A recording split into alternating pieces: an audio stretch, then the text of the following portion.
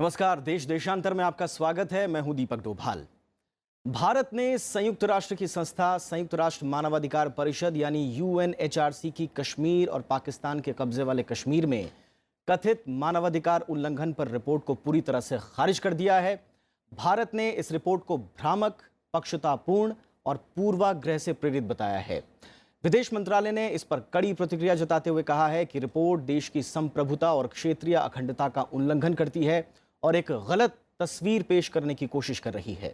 अपनी तरह की इस पहली रिपोर्ट में संयुक्त राष्ट्र ने सरहद के दोनों ओर के कथित मानवाधिकार उल्लंघनों का जिक्र किया था और उनकी अंतर्राष्ट्रीय जांच कराने की भी मांग की थी। लेकिन भारत ने दोहराया है कि पूरा जम्मू कश्मीर भारत का अभिन्न हिस्सा है और पाकिस्तान ने भारत के इस राज्य के एक हिस्से पर अवैध और जबरन कब्जा किया हुआ है। इस रिपोर्ट के बाद एक तबका यह भी सवाल उठा रहा है कि संयुक्त राष्ट्र की इस रिपोर्ट में कश्मीर में दहशतगर्दों की ओर से जान गंवाने वाले आम नागरिकों, पत्रकारों, जनप्रतिनिधियों और जवानों की हत्याओं और उनके मानवाधिकारों की बात क्यों नहीं की जा रही। इस बीच भारत के तमाम राजनीतिक दलों, जिसमें विपक्ष के दल भी शामिल हैं, इस मुद्दे पर केंद्र सरकार के उन्होंने रुख का समर्थन किया है और रिपोर्ट को पूरी तरह से खारिज किया है।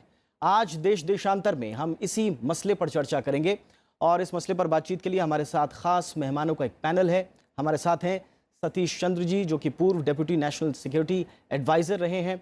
हमारे साथ हैं लेफ्टिनेंट जनरल विनोद खंडारे साहब, जो कि फॉर्मर डायरेक्टर हैं DIA यानी डिफेंस इंटेलिजेंस एजेंसी के, और हमारे साथ हैं कर्नल तेज टिक्कू, जो कि प्रेसिडेंट हैं ऑल इंडिया कश्मीरी समाज के।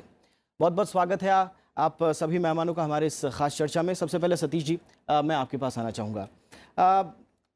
49 पेजों की ये रिपोर्ट है और इसमें जो सबसे महत्वपूर्ण बात कही जा रही है वो ये कही जा रही है कि हम रिमोट मॉनिटरिंग के आधार पर हमने ये रिपोर्ट तैयार की है, यानी कि आपके कोई लोग, उनको एक्सेस ही नहीं है ग्राउंड पर जाने की, तो फिर रिसर्च कैसे हुआ? सबसे बड़ा सवाल तो यही उठाया जा रहा है। ऐसे में ऑथेंटिसिटी को लेकर आप किस तरह से देखते हैं इस रिपोर्ट को? नहीं, इसकी ऑथेंटिसिटी बहुत ही कम है और ये रिमोट मॉनिटरिंग जो हुआ है इसके अंदर बहुत सा बायस भी है। पहले अगर मुझे इजाज़त दीजिए मैं बायस के बारे में भी बता दूं। जी ज़रूर ज़रूर सर। मैं तीन, बहुत से हैं पर मैं तीन से कहूँगा कि पहली बात जो है कि वो तो ये कहने से भी चूकते हैं कि हिज़्बुल मुजाहिदीन एक टेररिस्ट आउटफिट है। वो कहते हैं मिलिटेंट, और बाकियों को भी ये मिलिटेंट, टेररिज्म वर्ड उनका गायब है उनकी डिक्शनरी से। अच्छा, दूसरी बात, सारी दुनिया ये मानती है LET वगैरह सब टेररिस्ट, पर ये मिलिटेंट आर्म्ड ग्रुप्स कहते हैं कभी कभी। दूसरी चीज़ जो है बड़ी अजीब है, वो कहते हैं कि हिंदुस्तान पे जो कश्मीर में जो 1947 में इन्वेजन हुआ था वो पश्तून ने किया था, ये नहीं कि पाकिस्तान ने किया। और सब दुनिया जानती है पाकिस्तान ने खुद बाद में कहा कि हमारे 3 ब्रिगेड वहाँ थे। बिल्कुल। तो ये ऐसी चीज़ें हैं। और हाँ, फाइनली जो एक और है कि ये भी नहीं कहने के लिए तैयार कि पाकिस्तान टेररिस्ट को सपोर्ट कहते कोई एक्सपर्ट्स कह रहे हैं कि पाकिस्तान टेररिस्ट को सपोर्ट कर रहा है कश्मीर में। तो ये तो इनकी बायस है, मैं और भी दे सकता हूँ पर जी मैं इसमें जाऊँगा नहीं। पर दूसरा जो आपने कहा रिमोट मॉनिटरिंग, बिल्कुल सही है। ये तो किताबिया कुछ कार्रवाई की गई है office of high commissioner for human rights ने। It is not a UN security council और एनीथिंग रिपोर्ट लाइक दैट। ये हाई कमिश्नर की रिपोर्ट है, जो काफ़ी अजीब सा बंदा है, उसके बारे में भी हम चर्चा बाद में कर सकते हैं कि वो चीज़ क्या है। पर इसके अंदर डिटेलिंग बहुत पुअर है। उन्होंने use English word, they made a mountain out of a molehill, कि इतनी पोजीशन डिपिक्ट की है कि भाई बहुत टेरेबल हो गया कश्मीर में 2016-18। आने से ही मैंने कहा मैं भी जरा रिसर्च कर लूँ जो किताबिया ना हो। जी। तो मैं south Asian portal for terrorism में गया and would you believe it, उन्होंने कहा the number of civilian casualties in 2016 was the 14 figure दिया, वाज द लोएस्ट एवर। उसमें 2012 में 16 थी जी। और पहले जो हुआ उसके मैं अगर टैब्यूलेट करूं ये कि कितना टेररिज्म पहले था जरूर आएंगे और कितना कम अब हुआ है, बिल्कुल। ये तो बिल्कुल ही बिल्कुल गलत सर, है। इस पे भी हम आएंगे क्योंकि ये दोनों पक्षों की बात होती रही है।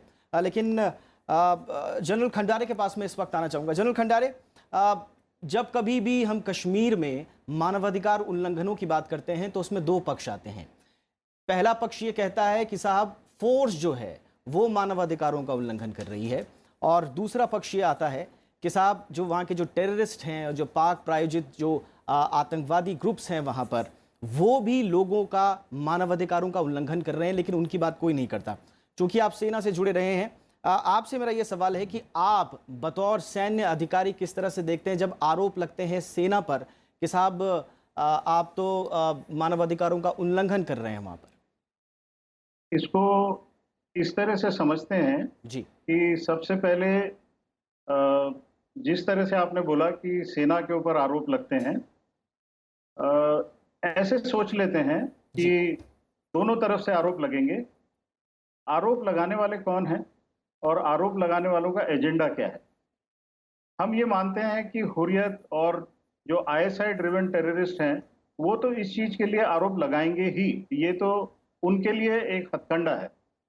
मैं आपको पाकिस्तान में ले जाना चाहता हूं कि पाकिस्तान में मानवाधिकार किस तरह से हनन होता है। क्या आपने कभी सुना है कि किसी सेनाध्यक्ष को ये पावर दिया गया है कि वो डेथ सेंटेंस पास कर सकता है? पाकिस्तान के सेनाध्यक्ष के पास ये पावर है और उन्होंने कई लोगों को बलूचिस्तान में, खैबर पख्तूनख्वा में डेथ सेंटेंस दिया है।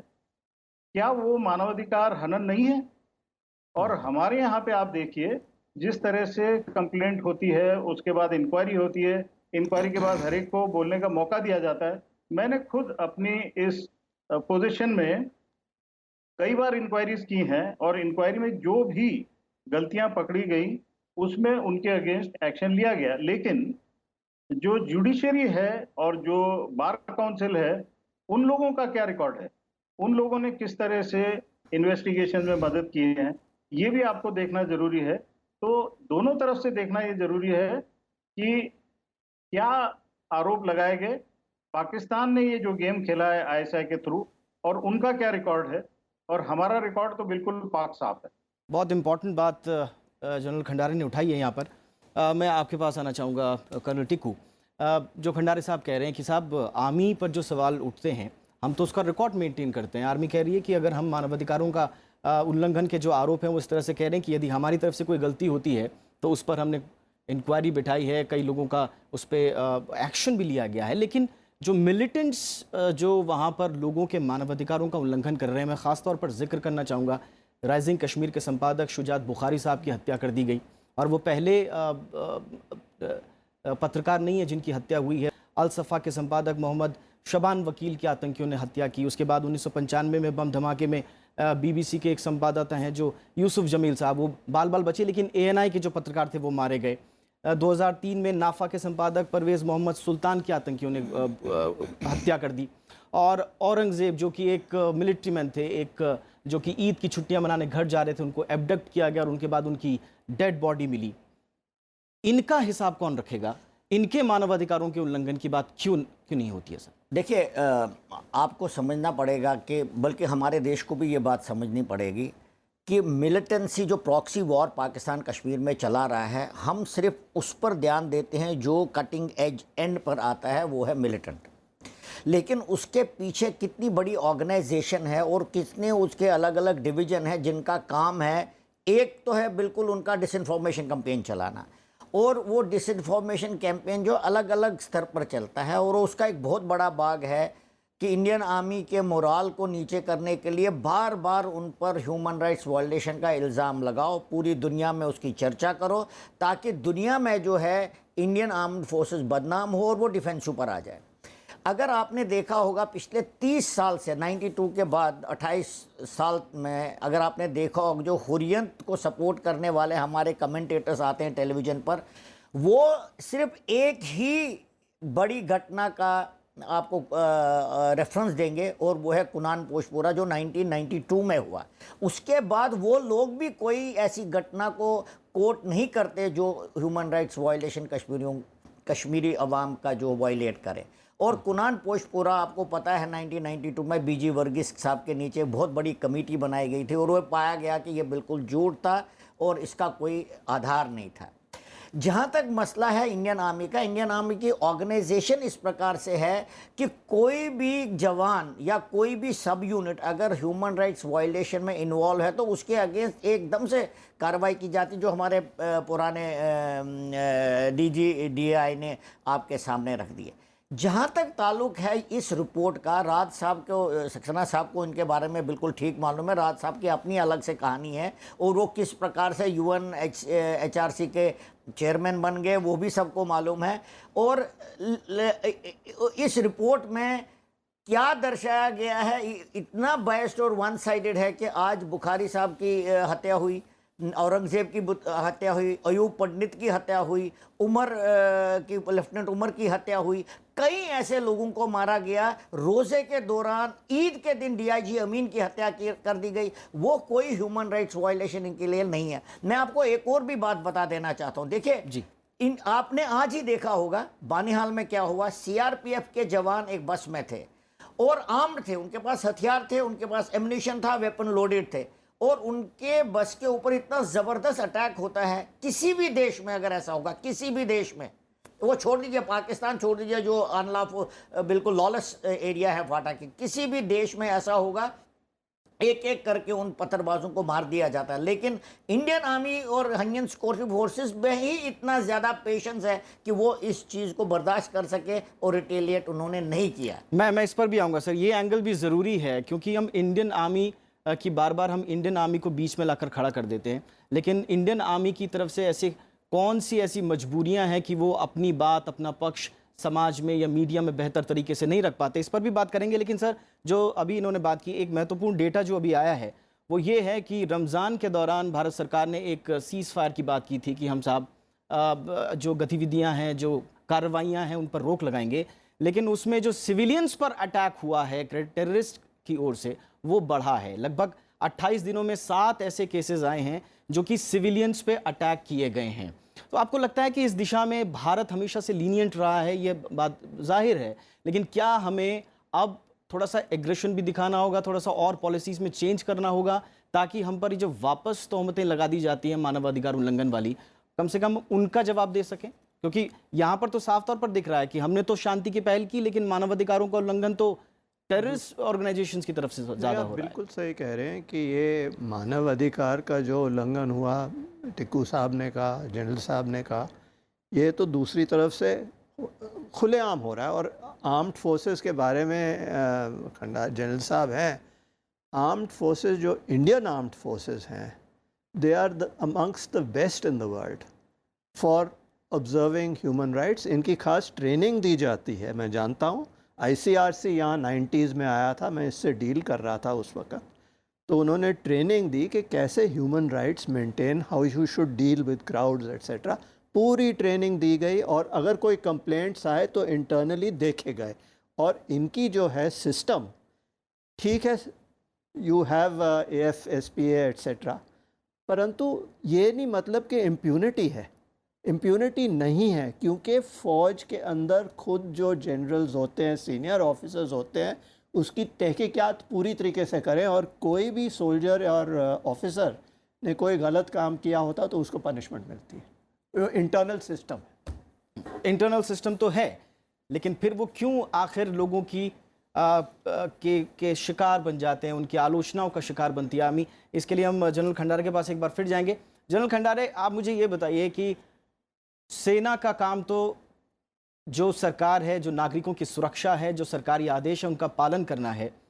जाहिर तौर पर सेना कश्मीर समस्या का समाधान नहीं लेकर आ सकती, लेकिन सिविलियंस के साथ आपका जो आमना सामना होता है, क्या आप उसके लिए राजनीतिक कारणों को जिम्मेदार नहीं मानते? क्या आप नहीं मानते कि राजनीतिक इच्छा शक्ति नहीं होने के कारण इस समस्या का समाधान हम नहीं निकाल पाए अब तक, और यही वजह है कि आप यानी कि आर्मी के लोग जो हैं वो सिविलियंस के आमने सामने हैं, और जब आप सिविलियंस के आमने सामने होंगे तो इस तरह के कॉन्फ्लिक्ट्स भी होंगे, आलोचनाएं भी होंगी और विवाद भी होंगे?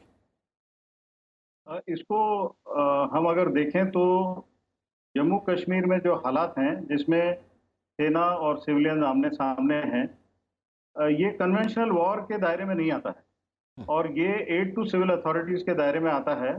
और एड टू सिविल अथॉरिटीज में सबसे पहली चीज ये बताई जाती है कि जो लोग आपके सामने हैं वो आपके दुश्मन नहीं हैं, आप ही के देश के नागरिक हैं जिनको भटकाया गया है, और उनके अगेंस्ट उतना मैक्सिमम पावर नहीं यूज करना है। In fact aid to civil authority का एक सबसे बड़ा पैमाना है कि मिनिमम फोर्स यूज करना है और गुड फेथ में यूज करना है। अब जहां तक सवाल है परसेप्शन का कि किस तरह से उनकी आलोचना होती है, यानी सेना की किस तरह से आलोचना होती है, इसमें जो सिटीजन्स हैं, पॉलिटिकल लीडर्स हैं और मीडिया का बहुत बड़ा हाथ होता है। इसमें उनका इतना बड़ा रोल है कि किस तरह से वो परसेप्शन पूरे देश में अच्छी तरह से प्रोजेक्ट करें, किस तरह से कश्मीरी अवाम में भी परसेप्शन अच्छी तरह से प्रोजेक्ट करें, किस तरह से पाकिस्तान में भी प्रोजेक्ट करें, क्योंकि जो पाकिस्तान ऑक्यूपाइड कश्मीर है वहाँ की भी अवाम ये जानती है कि उनकी हालत खराब है, और यहाँ पे जो असली कश्मीर है उसमें हालत अवाम की अच्छी है। कुछ मिसगाइडेड एलिमेंट जरूर होंगे, कुछ मीडिया के एलिमेंट्स हैं जो मिसगाइडेड हैं, कुछ पॉलिटिकल कंट्रोल, शायद पॉलिटिकल कांटेक्ट लोगों के साथ लीडर्स का कम हो गया है। मैंने खुद देखा पॉलिटिकल लीडर्स अपनी कॉन्स्टिट्यूएंसीज में सेफली नहीं जा पा रहे थे और वो हम लोगों को रिक्वेस्ट करते थे कि उन लोगों को जाने में मदद की जाए। ये एक पूरा सिस्टम है एक डेमोक्रेसी में, और डेमोक्रेसी वाले सिस्टम में हर एक ऑर्गन को सामने आके मदद करनी है ताकि सिचुएशन नॉर्मलाइज हो। आपकी बात को आगे बढ़ाता हूं सर, क्योंकि आप सरकार में रहे, आपने सलाह देने का महत्वपूर्ण काम किया। जो सर जो कह रहे हैं कि सेना तो अपना काम कर रही है, लेकिन कहीं ना कहीं जो नेता हैं वो जनता से उतना कनेक्ट नहीं बढ़ा पा रहे हैं, तो क्या हम इसको इस तरह से माने कि सरकार ने या नेताओं ने सेना को आगे कर दिया और खुद पीछे हो गई? आप कह रहे हैं साहब आप संभालो। नहीं, बात तो ऐसी है, देखिए जब टेररिस्ट सिचुएशन होती है जैसे कश्मीर में है तो पॉलिटिशियंस को मुश्किलात होती हैं, हुई हैं। वो जा भी नहीं सकते अपने कंस्टिट्यूएंसी। जब वो स्टोन पेल्टिंग हो रहा था 3-4 साल पहले, मुश्किल हो गया था लोगों को जाने में, और फ़ौज ने हेल्प किया। पर इसके ऊपर मेरा जहाँ तक ख्याल है कि सभी को इकट्ठा काम करना पड़ेगा, और इसमें कभी भी कोई डाउट नहीं हो सकती कि जो इंडियन आर्म्ड फोर्सेस हैं दे आर द बेस्ट इस मामले में एंड प्रोफेशनलिज्म में। तो ह्यूमन राइट्स वायलेशंस, मैं यूएन में भी था बहुत अरसा हो गया, 90s में जब ये कश्मीर का मामला बहुत हाई सिचुएशन पे था, तो वहाँ पे जनरली एक्सेप्टेंस हो गई थी कि भाई इंडियन आर्म्ड फोर्सेस जो हैं दे आर वेरी प्रोफेशनल, और ये माना दुनिया में माना जाता है। अब कई लोग जैसे ये हाई कमिश्नर हैं जिन्होंने ये रिपोर्ट मार दी, ठीक है ये लोग करेंगे। कर्नल टिक्कू, ये रिपोर्ट तो भारत ने पूरी तरह से खारिज कर दी है, इसमें कोई शक नहीं है, लेकिन मानवाधिकारों के जो आरोप हैं वो फ्लोट होते रहे हैं, हमारे देश के भीतर भी, मीडिया में भी आते रहे हैं, सेना पर आरोप लगते रहे, जैसा हम अभी चर्चा भी कर रहे हैं। लेकिन इसका समाधान आखिर क्या हो फिर? देखिए, इस रिपोर्ट का कोई आधार नहीं है, ये बहुत बायस्ड है, इसको डिसमिस करना चाहिए। लेकिन ह्यूमन राइट्स का एक मुद्दा तो है जी। देखिए, मैं आपको 1-2 पॉइंट बताता हूँ। अगर कश्मीर के अंदर पिछले 30 साल में किसी भी एक तबके का, किसी भी एक ग्रुप का ह्यूमन राइट्स वायलेशन हुआ है, वो है कश्मीरी हिंदुओं का। क्योंकि कश्मीरी हिंदुओं की कश्मीर के अंदर एथनिक क्लिनसिंग की गई 89-90 में। 5 लाख कश्मीरी पंडित वहाँ से भाग गए, हज़ारों करोड़ों रुपयों की संपत्ति वहाँ पर मिलिटेंट्स ने, हुर्रियत ने और बाकी लोगों ने हड़प कर दी।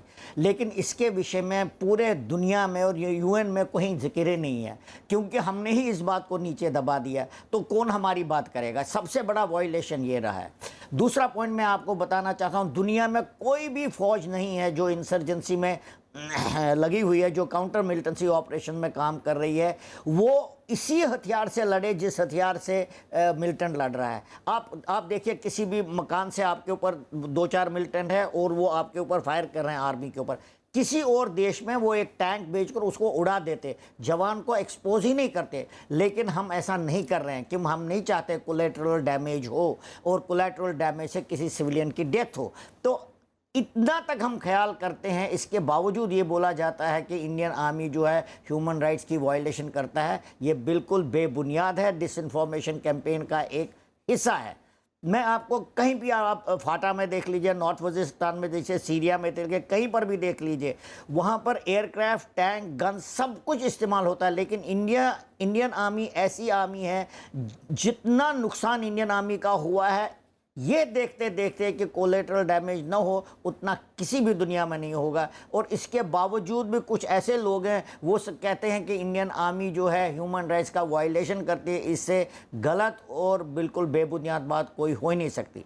लेकिन मैं आपको एक चीज़ बताना चाहता हूँ, देखिए जहाँ तक पॉलिटिशियन का ताल्लुक है, इसमें कोई शक नहीं है कि इंडिया के अंदर हमारे पॉलिटिकल क्लास में ऐसे लोग हैं जो ऐसी बातों को तरजीह देते हैं कि खुद ही वो इंडियन आर्मी के ऊपर हाथ उठाते हैं। अभी तो कम हुआ है, लेकिन अर्ली 90s में मुझे याद है chief of the army staff को इतना परेशान हो गए कि हमारे लोग उनके ऊपर आरोप लगाते हैं कि उन्होंने एक बार बोला press conference, whose army is it anyway, मतलब हम अपनी आर्मी को डिफेंड नहीं कर रहे हैं तो किसकी आर्मी है ये। लेकिन अब हालात बदली हो गए, और हालात इसलिए बदली हुए क्योंकि आतंकवाद कश्मीर से, जम्मू कश्मीर से बाहर भी फैला, तो खुद लोगों को पता चला कि आतंकवाद क्या चीज़ है। तो मैं समझता हूँ कि इंडियन आर्मी जो मोस्ट सॉफ्ट आफ्टर, मतलब यूनाइटेड नेशंस इंडियन आर्मी को हर इंटरनेशनल पीस कीपिंग फोर्स में भेजना चाहती है। किस लिए भेजना चाहती है? सबसे बड़ी पीस कीपिंग फोर्स सबसे नॉट ओनली सबसे बड़ी पीस कीपिंग फोर्स है, लेकिन उनको मालूम है कि किस प्रकार के लोगों से कैसे व्यवहार किया जाता है, ह्यूमन राइट्स को कैसे प्रोटेक्ट किया जाता है,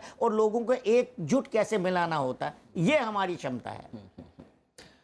लेकिन सतीश सर, फिर यूएन की भूमिका पर एक सवाल यहाँ पर उठता है। आप चूंकि आपने कहा कि आप यूएन में काम कर चुके हैं, इस तरह के रिपोर्ट्स को देना, खासकर भारत के मद्देनज़र, जब भारत इतना स्ट्रांगली सपोर्टर रहा है, उनकी हर बात को हमने माना है, उनके हर रूल्स को हमने फॉलो किए हैं, हर अंतर्राष्ट्रीय मानकों पर भारत खरा उतरा है, ऐसे में आप किस नज़रिए से देखते हैं इस पूरे मसले को, अगर भारत के परिप्रेक्ष्य में और यूएन के परिप्रेक्ष्य में बात की जाए? नहीं, देखिए, ये जो इस मुद्दे पे ये जो रिपोर्ट आई है, ये रिपोर्ट एक ऑफिस से आई है, उनका high commissioner for human rights जो हैं, जिनका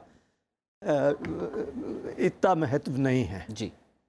असल में जो ये मुद्दे उठते हैं और जहाँ पे सीरियस होता है, उस वक़्त पाकिस्तान, जब मैं था वहाँ पे, पाकिस्तान एक रेजोल्यूशन अटेम्प्ट कर रहा था इंडिया के अगेंस्ट 1994 में, टेबल कर दिया था। It didn't go for vote क्योंकि we were able to stop it, पर एफर्ट था against India on the Jammu and Kashmir issue. तो उसके अंदर रेजोल्यूशन होती, उसके अंदर एक्शन होता।